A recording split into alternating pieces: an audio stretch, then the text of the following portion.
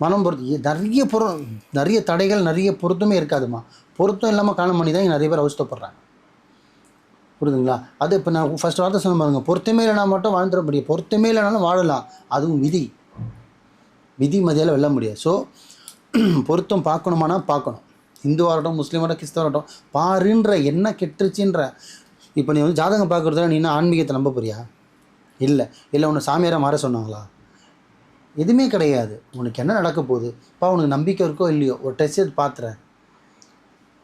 இப்போ வீட்டில் அப்பா ஒத்துக்கலையா, அம்மா பாரு. அம்மா இந்த விஷயத்தை ஒத்துக்க மாட்டாங்க, அப்பா பாரு. 2 பேரும் ஒத்துக்கலையா, அண்ணன் தம்பிங்க வந்து அவங்க பாருங்கள்.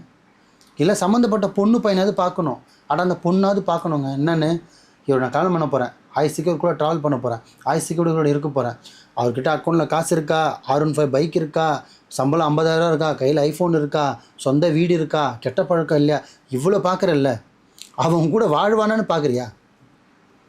இல்லை. அதே மாதிரி தான் பையனும். மாமியார் வீட்டில் வசதி இருக்கா, எதனா எனக்கு எதனா ஒன்று அவங்க தூக்கி விடுவாங்களா, பொண்ணு அழகான பொண்ணா, யாரையும் தொட்டது இல்லையா, வேறு அஃபேர் இல்லையா, லவ் இல்லையா, எல்லாம் பார்க்குறல்ல.